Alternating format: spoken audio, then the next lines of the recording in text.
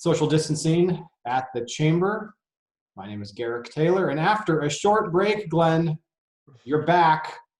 When you left, it was over 110 degrees. You're back, and it's still over 110 degrees. I'd like to say that you missed something, but you really didn't. Well, I've turned into a one zip code guy, so it was good to spend a week where I could reflect on some things, but didn't get very far. Yeah, a short summer hiatus, but we're glad to have you back for this edition of Happy Hour with Hammer. All right, two things to talk about today. In Chamber Business News today, there was an article about a new white paper that our friends at the Arizona Tax Research Association put out. Glenn, we can dig into the paper's findings, but I suppose that the headline of the paper, not of the article, the paper is called Invest in Ed Increase, Misguided and Cynical. The paper's author is Sean McCarthy at ATRA. He goes in to talk about how damaging a 77.7% tax increase could be to the Arizona economy. So we can dig into this a little bit, but just 30,000-foot view about the paper that Mr. McCarthy released. Well, Sean McCarthy has done it again, because a few years ago he put together some work that was very important that showed that the Invest in Ed folks had a tax that would have hit all middle class voters. This time around, he zeroes in on some of the other deficiencies that were not advertised to those who were signing the misguided, largely Oregon finance project. And that's the 77.7% increase on the highest income bracket that would hit a lot of small businesses, something that was not disclosed to those who signed the petition. So another great piece of work from Sean McCarthy of ATRA. Something that's discussed in the article that was in today's edition about the paper, and something that you've talked about, Governor Ducey has talked about, economic developers talk about it. And Glenn, that's that people can move. And Arizona has been, by and large, an importer of new taxpayers, new entrepreneurs, new business leaders, and often they are fleeing high tax states. A point that Sean makes in his comments today in Chamber Business News and in the paper is that people can just as easily leave Arizona if they want. We don't always have to be a net importer. That's absolutely correct. And just, where the Wall Street Journal did an important story over the weekend about what's going on in the San Francisco area, where a number of people are leaving that area for a variety of reasons. And one are the very high tax rates in California. So the article identified people moving to Arizona, North Carolina, Texas, among other states. And, Garrick, we jack up our top tax rate that hits a lot of these small businesses to a level that makes us regionally uncompetitive and puts us on par with states like New York. This incredible streak that we've had in this state of incredible job growth and growth of people moving here would come to an abrupt end. One of the things that Sean comments on in today's article, and I know that you're sensitive to this one as well as a native New Yorker, is that, Glenn, don't worry, there's lots of millionaires still left over in places like California, in New York, but you've seen it with your own eyes. States can empty out too.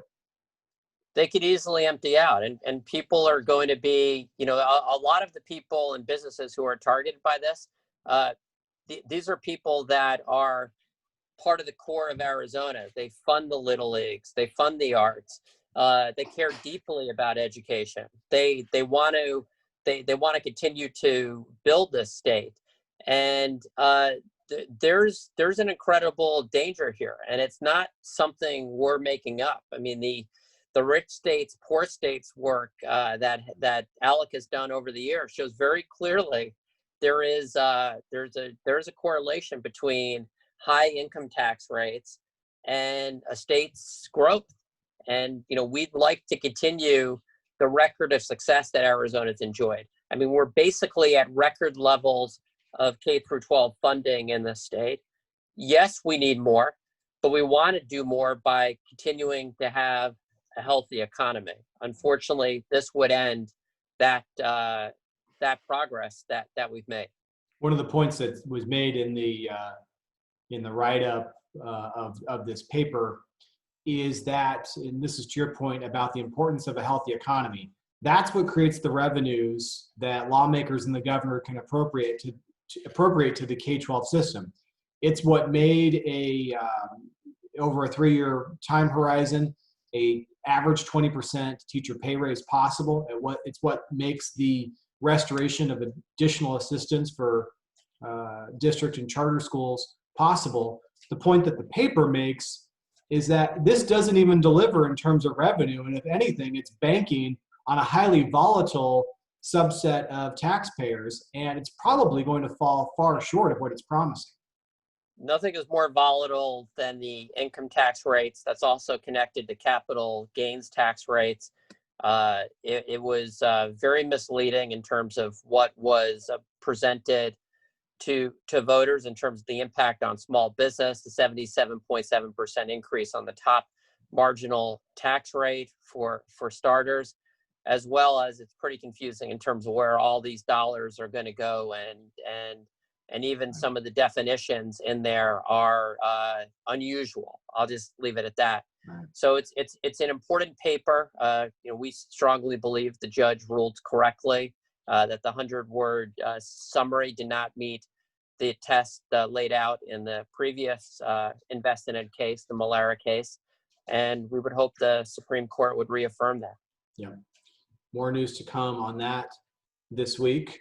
Also, big ticket item this week for political watchers. It is every night is the Democratic National Convention. It's really sort of an infomercial for the parties now. There's not a lot of drama that happens at these conventions anymore.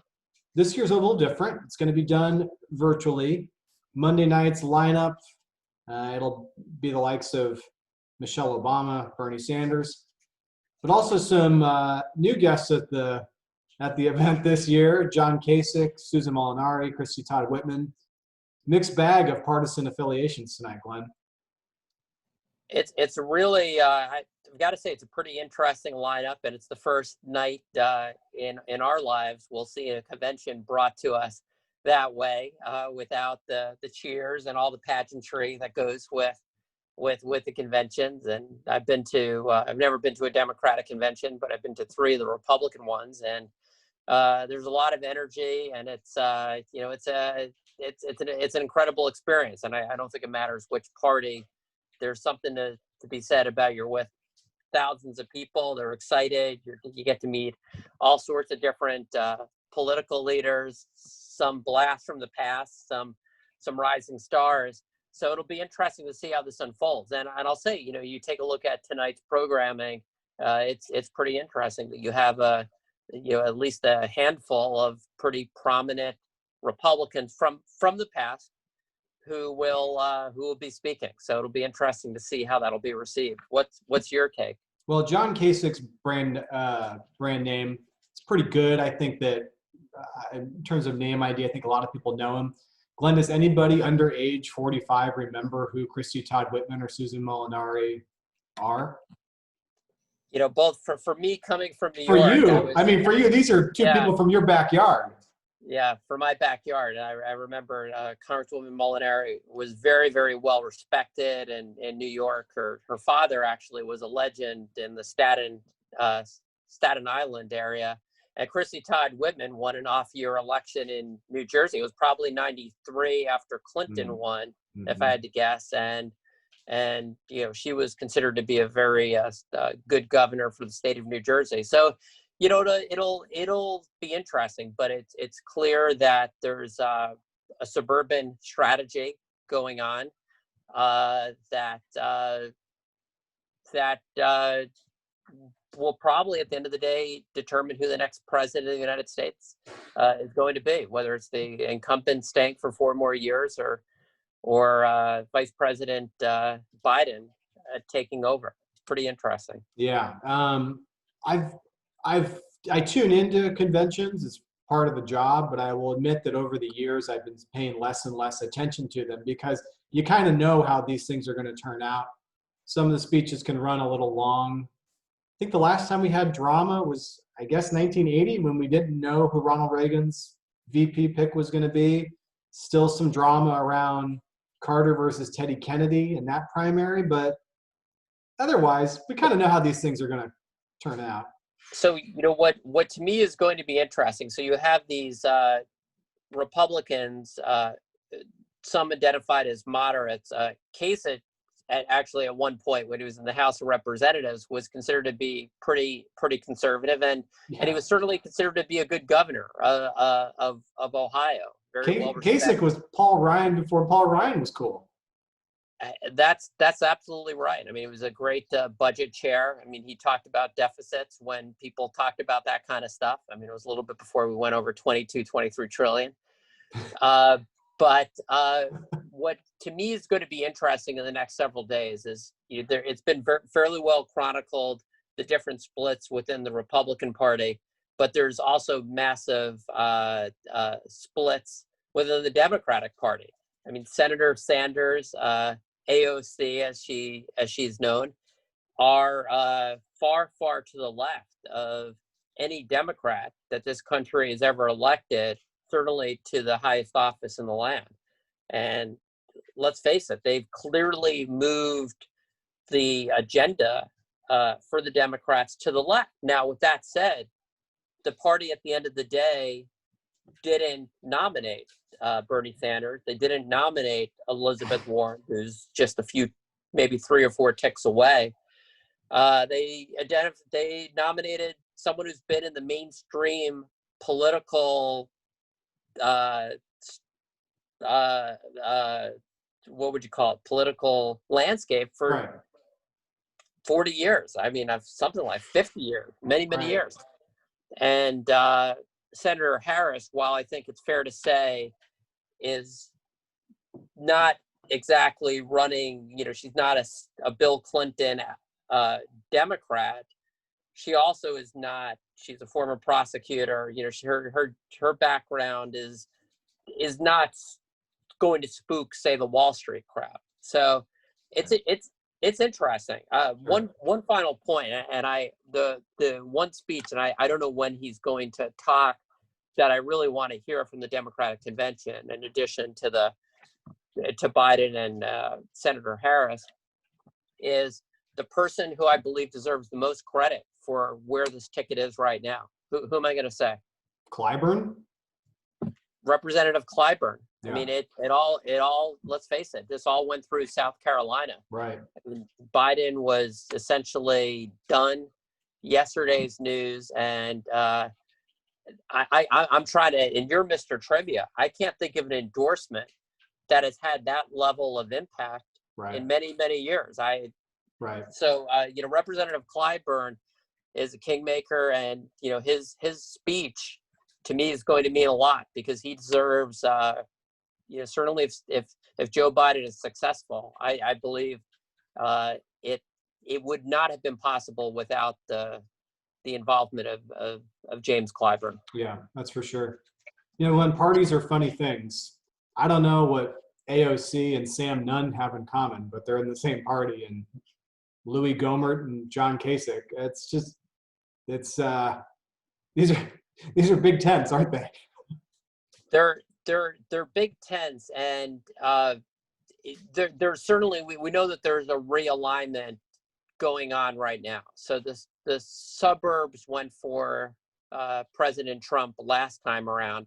The polls would suggest that's not going to happen this time around. Mm-hmm. But there's also, that's the area where there's the most room for movement. So it's going to go through the suburbs, and it's very clear that Vice President Biden is setting up his campaign under that belief system, and it will be interesting next week to see how the Republican, is it next week, the Republican convention, or a week after? I don't know. Who knows? It's after. It's after, how that will be, how that'll be set up. But I'll say from tonight's lineup, it's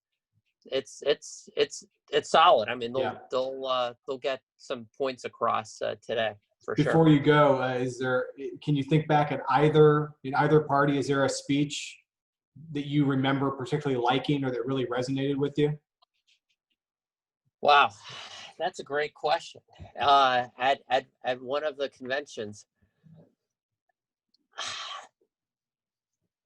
as it's going to sound a little bit crazy now, but in terms of the 3 conventions I've been to, probably the speech that had the most electricity, and I have no idea what she said at this point, was Sarah Palin in Yeah, Minneapolis. she was on fire. I mean, probably the best rollout of a Veep that we can remember. Now, it all went downhill quickly after that, but that speech, the room was on fire.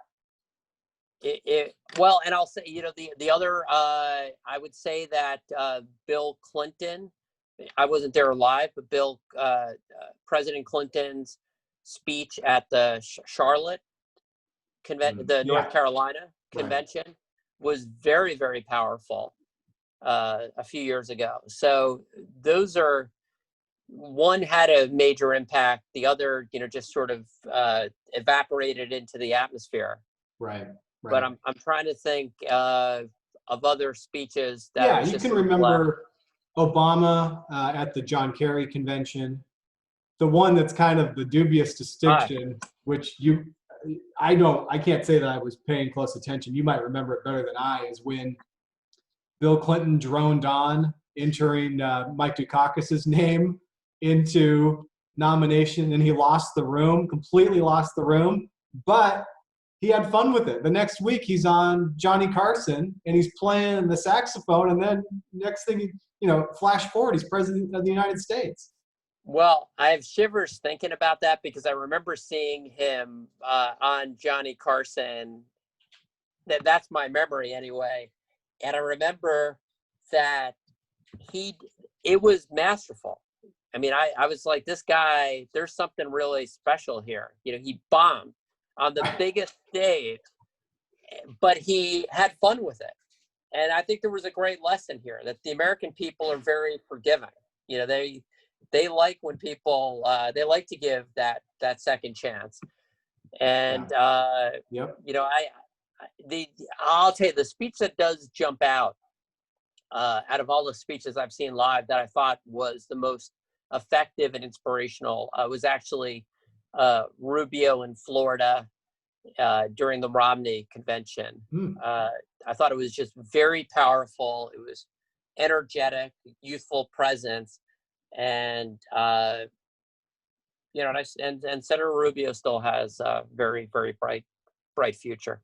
So, all right. Well, we'll see if there's any stars that are made this week over Zoom, I guess. All right, tune in again this week. We have some special guests lined up. So, Glenn, as always, thanks for being on the show. Thanks, Garrick.